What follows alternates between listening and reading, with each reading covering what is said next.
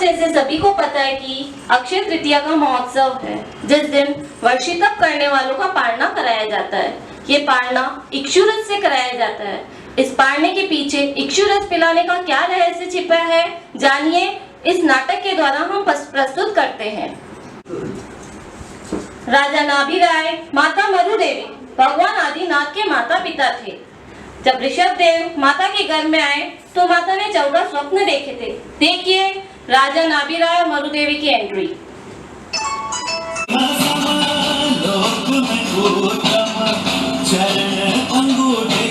माता मरुदेवी और राजा नाभिराय पधार गए हैं। आदिनाथ भगवान के माता पिता, भाई तीर्थंकर के माता पिता, प्रथम तीर्थंकर के माता पिता। माता मरुदेवी 14 स्वप्न देखती है। हर तीर्थंकर की माँ 14 स्वप्न देखती है, पर माता ऋषभ देव की माँ ने पहला स्वप्न वृषभ का देखा था। आइए देखते हैं वृषभ का स्वप्न। उसके बाद माता ने 14 स्वप्न 13 स्वप्न और देखे हैं, वो भी देखते हैं।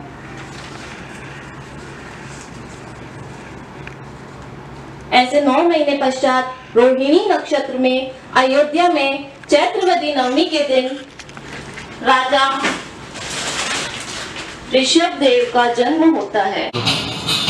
ऋषभ देव भगवान की जय, ऋषभ देव नाथ की जय, राजा ऋषभ देव की जय। उधर राजा नाभिराय खुशी के मारे सोने चांदी लुटा रहे हैं। अयोध्या नगरी के राजा नाभिराय खुशी के मारे सोने चांदी लुटा रहे हैं।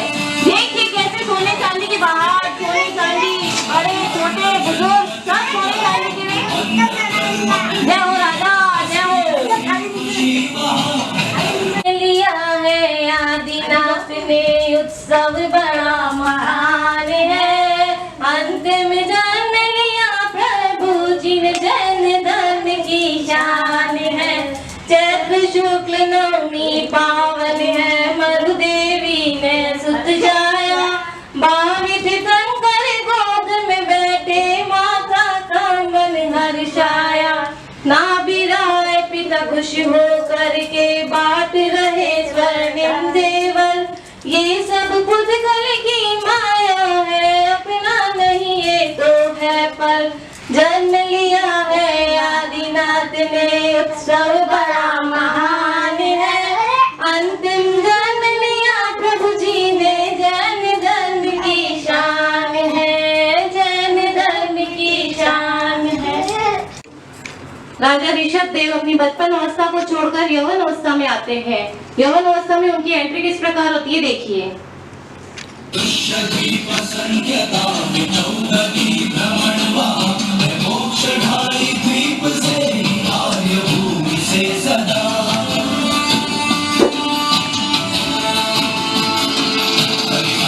राजा ऋषभ देव की जय, राजा ऋषभ देव की जय।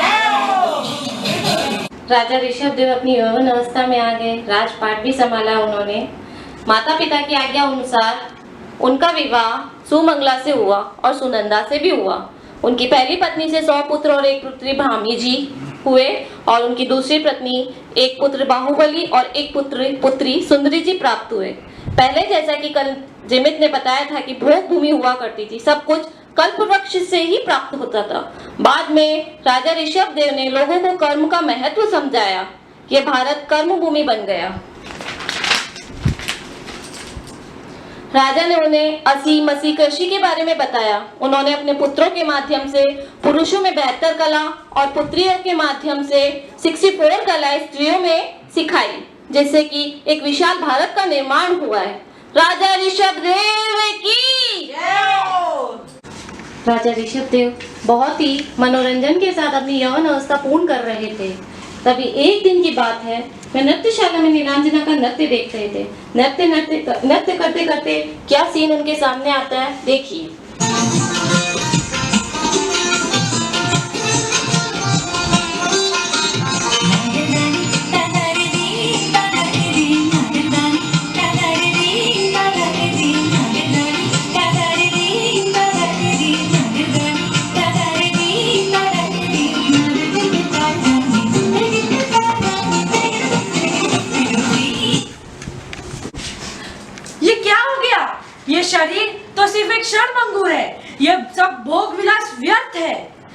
अब मैं भोग मार्ग से योग मार्ग की ओर प्रस्थान करूंगा।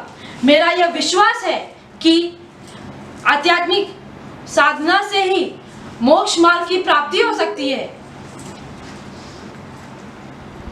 उनका ये विश्वास था कि अध्यात्म साधना के बिना मोक्ष मार्ग नहीं मिल सकता।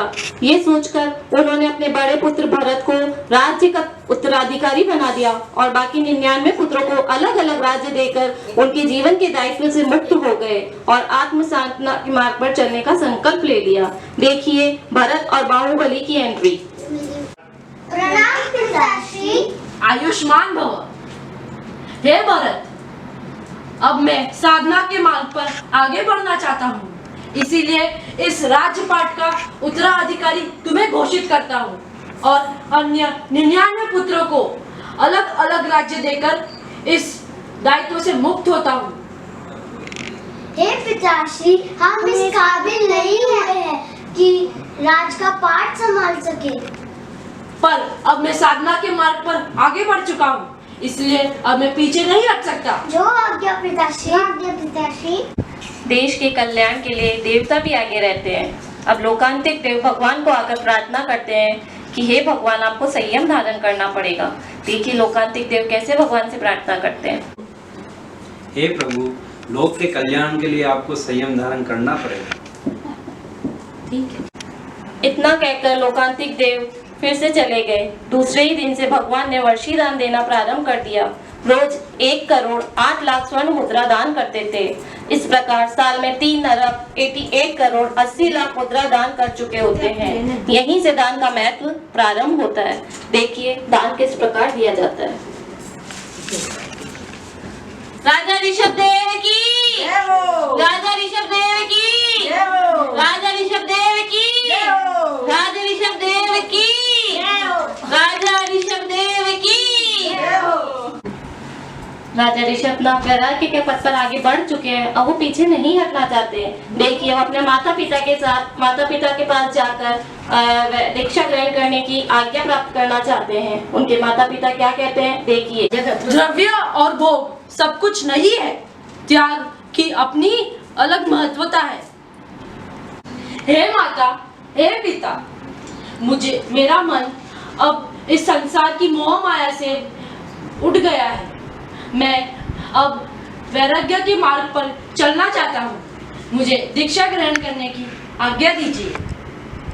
बेटा, तेरा सुकुमल तन वन के कांटों को कैसे भोग पाएगा? तू घास के बिछोने पे कैसे सो पाएगा? हम तेरे बिना अकेले कैसे रह पाएंगे? नहीं पिताजी, अब मैं इस मार्ग पर आगे बढ़ चुका हूँ। तूने अपना मन बना ही लिया है तो जा, हम तुझे आज्ञा देते हैं। ऐसे भगवान के 83 लाख पूर्व निकल जाते हैं। चैत्रवती नवमी को अति निष्क्रमण यात्रा निकलती है। उस दिन भगवान के तेले की तपस्या रहती है। उसी दिन अशोक वृक्ष के नीचे सिद्ध भगवान की साक्षी से दीक्षा अंगीकार करते हैं। बाकी तीर्थंकरों की पंचमुष्टि लोच हुआ करता है, लेकिन भगवान ऋषभ देव को 4 मुष्टि लोचन हुआ था। इसके पश्चात ऐसे ही 4000 राजा महाराजा संयम ग्रहण करते हैं। अपना राजपाट छोड़कर सिर्फ संयम ग्रहण करते हैं। भगवान किसी को दीक्षा नहीं दी, बिना आज्ञा के किसी को दीक्षा नहीं दी थी उन्होंने। दीक्षा के पश्चात भगवान ऋषभ देव ने 6 महीने का ध्यान दिया और वह ध्यान अशोक वृक्ष के नीचे किया था। उसी में भगवान आत्मा में लीन हो जाते हैं, बिल्कुल मौन, आंखें बंद, अपनी आत्मा में, अपने ही मन में, अपने ही भीतर, अपनी ही आत्मा को देख रहे हैं।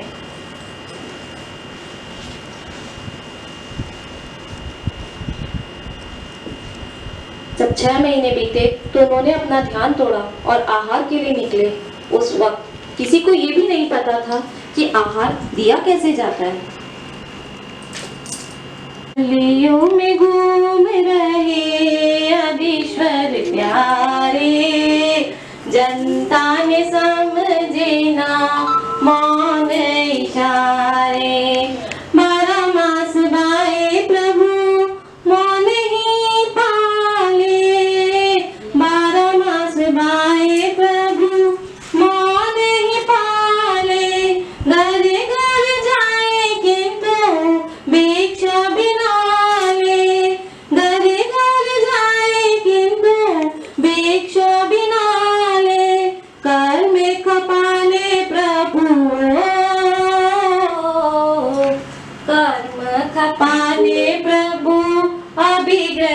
पधारे, जन लोग कहे सारे रूठ गए सन्यासी, लोग कहे सारे आदिश्वर प्यारे। उसी दिन एक किसान हस्तिनापुर के राजा सोमनाथ के दरबार में 108 इक्षुरस के घड़े लेकर आता है। देखिए इन दोनों को वह कैसे अपने इक्षुरस प्रदान करता है। हे राजन, मैं आपके लिए 108 घड़े इक्षुरस के लेके आया हूँ, इनको कृपया ग्रहण करिए। एक किसान इसको अंदर रख दीजिए। ठीक है महाराज। अब हस्तिनापुर के नगर सेवक हस्तिनापुर के राजा के दरबार में पधारते हैं और उनको ये संदेशा देते हैं कि नगर में भगवान आदिनाथ पधारे हुए हैं, कृपया उनके मुनि दर्शनों के लिए आप चाहिए। देखिए ये सीन। हे राजन, आदिनाथ भगवान पधारे हुए हैं अपने यहाँ पे, उनके दर्शन के लिए आप पधारो। हाँ, अभी सायकाल हो गया है, हम कल सवेरे उनके दर्शन करने जरूर जाएंगे। उसी रात सोमप्रभ राजा और कुमार श्रेयांशनाथ और उसी नगर के श्रेष्ठी सुबुद्धि को एक सपना आता है। देखिए ये सपना। अब रात में जो श्रेयांश कुमार, सोमप्रभ और श्री सुबुद्धि को जो स्वप्न आते हैं, वो सुबह राजा के दरबार में कैसे एक दूसरे को बताते हैं। देखिए।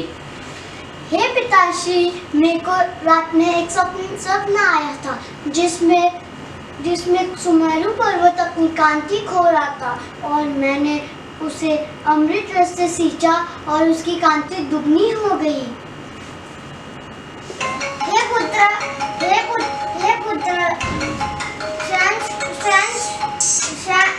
श्रेयांश कुमार, मुझे भी रात्रि एक स्वप्न आया था जिसमें तुमने शत्रु को हराकर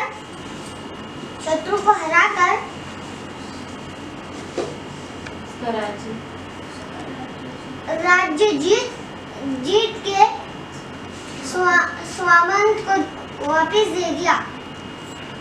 हे राजन, मैंने भी आज रात्रि को एक स्वप्न देखा था, उसमें सूर्य की किरणें जो जब धरती पर आती है उसको वापस पकड़कर उन्होंने सूर्य को रिटर्न कर दिया, सूर्य ज्यादा प्रकाश दे रहा था। सोचने वाली बात यह है कि तीनों सपनों में श्रेयांश कुमार ही मुखिया है। क्या उनको बहुत बड़ा लाभ मिलने वाला है? अब राजा सोमप्रभ, श्रेयांश कुमार और उनकी पत्नी भगवान के दर्शन के लिए पधारते हैं, लेकिन जैसे ही वो पधारते हैं श्रेयांश कुमार को अपना जाति स्मरणीय ज्ञान हो जाता है। उसमें वो देखता है कि वो पहले रानी श्रीमती थी और आदिनाथ भगवान जो हस्तिनापुर में पधारे वो उनके राजा वज्रसन थे। राजा रानी चारण सिद्धिधारी मुनि को आहार दिया करते थे।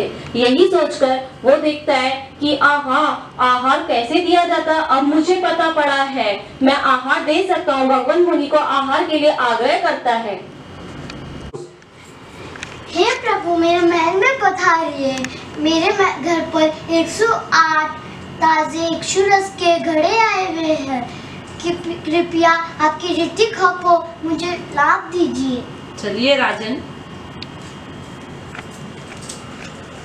को देख कर कुमार बोले, प्रभु जी को देख कर कुमार बोले, प्रासुक जल का प्रभु ने पार ना किया है, प्रासुक जल का प्रभु ने पार ना किया है, बूंद ना गिरे नीचे हो, बूंद ना गिरे नीचे, ज्ञान ये दिया